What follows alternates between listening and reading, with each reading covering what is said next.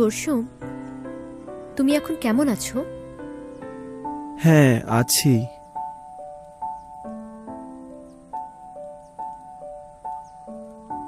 আলহামদুলিল্লাহ, তোমার জ্বর সেরে গেছে।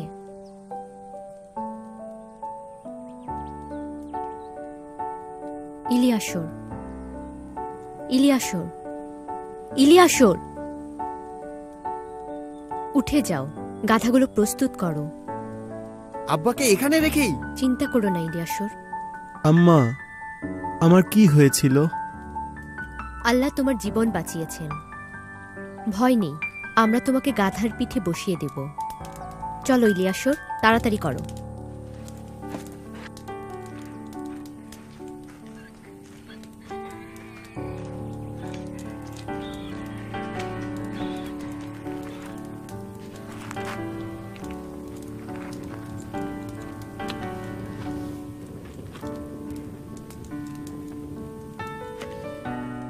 ও প্রিয়তম, আমার স্বামী, আমার জীবনের সবচেয়ে বড় বন্ধু, 2 ছেলেকে নিয়ে আমি মিডিয়ানে ফিরে যাব। আমাদের জন্য তোমার ভাবার দরকার নেই। তোমার সামনে এখন অনেক বড় কাজ। এখন যাও, আল্লাহর আদেশ মতোই সবকিছু করো। আমি আগে থেকেই জানি একটা বড় কাজের জন্য তুমি বাছাইকৃত।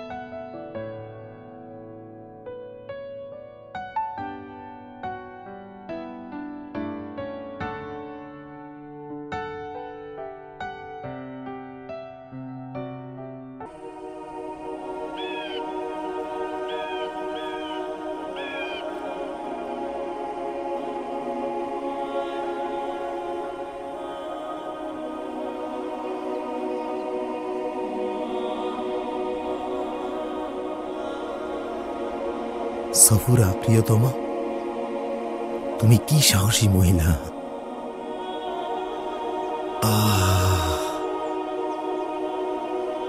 তোমাকে শুকরিয়া মাবুদ, এরকম একজন স্ত্রী আমাকে দিয়েছো।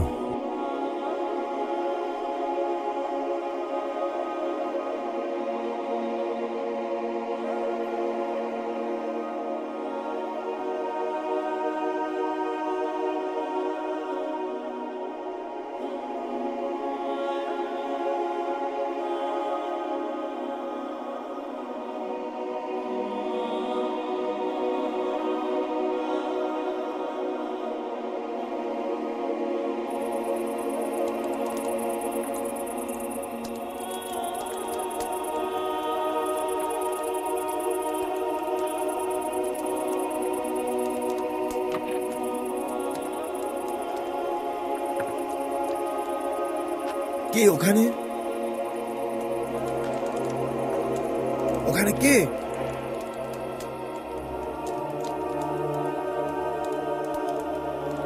মুসা।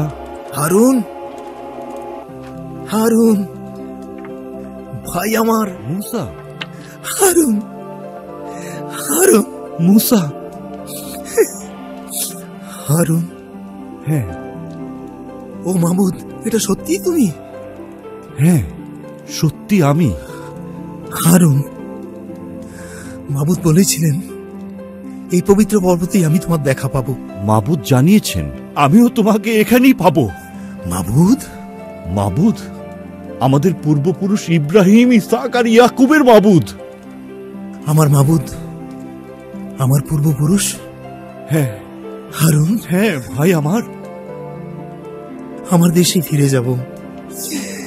হারুন, এসো ভাই, এদিকে এসো। চলো ভাই, চলো, ওখানে বসো। আসো, চলো, এখানে এখানে বসো। হারুন, হারুন, তুমি কেমন ছিলে ভাই?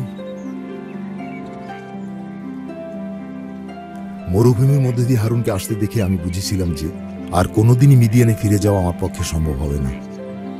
আব্বা, আত্মীয় ছাড়া শান্তিতে কোথাও বাস করা কঠিন। অচেনা জায়গায় গিয়ে বাস করা কোনো মানুষের জন্য সহজ কাজ না। আব্বা, তোমার অনেক সাহস।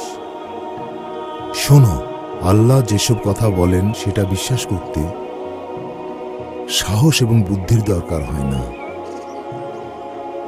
তার কথা শোনার মতো করে তিনিই আমাদের অন্তর তৈরি করেন। বিশ্বাস করাটা খুব কঠিন। হিরমতিস মারা গেছে আর ফেরাউনও মারা গেছে। যারা তোমার মৃত্যু কামনা করত তারা কেউই আর বেঁচে নেই। আর নতুন ফেরাউন কেমন? তুমি চলে যাওয়ার পর তার জন্ম হয়েছে। সে হলো রামশিসের ছোট ছেলে। তাহলে সে তো আমার নাম শুনেনি। হয়তো নদীর বুকে পাওয়া এক ইব্রানি হিসেবে তোমার নাম সে শুনে থাকবে। তুমি এখন এক কিংবদন্তির মতো। এক সময় হয়তো তোমাকে হুমকি মনে করা হতো, কিন্তু এখন সে কথা সবাই ভুলে গেছে। তোমাকে যারা মারতে চাইতো তারা নিজেরাই এখন কবরে। আর থিরমথিস? থিরমথিস আমাদের রক্ষা করেছিল, আর এই জন্য তাকে অনেক কথা শুনতে হয়েছিল। সে তোমাকে হারিয়ে কষ্ট পেয়েছিল। সে আমার কাছ থেকে তোমার সম্পর্কে সব কথা শুনতে চাইতো, তোমার যা কিছু স্মৃতি আছে সেই সব। ওর স্পর্শ এখনো আমার গায়ে লেগে আছে হারুন। আমি তার কাছে ঋণী হয়ে আছি। তার মৃত্যুতে আমি খুব দুঃখিত। আম্মা এবং আব্বা তুমি চলে যাওয়ার পরপরই তারা মারা গেছেন। তোমার বিচ্ছেদ তারা একেবারেই সইতে পারেননি। মরিয়ম খুবই খুশি। তুমি তাকে কি বলেছ? সব কথা তাকে খুলে বললাম। যদি মাবুদ কোনো মানুষের সাথে কথা বলেন সেটা এক মহা উৎসব। যেসব তুমি জানো তা সবাইকে বলতে নেই হারুন। এসব আর কাকে বলেছ? মরিয়ম ছাড়া আমি আর কাউকে কিছু বলিনি। চলো, চলো সেই পবিত্র জায়গাটা আমি তোমাকে দেখাই। এই যে, হ্যাঁ,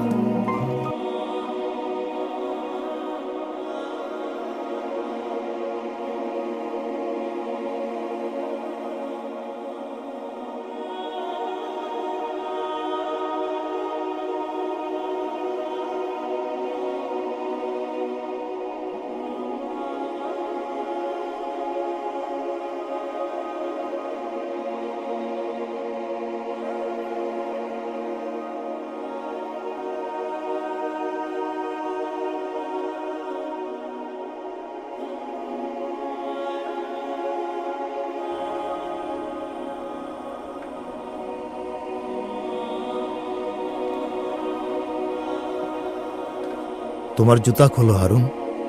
হ্যাঁ, এটাই হলো সেই পবিত্র জায়গা।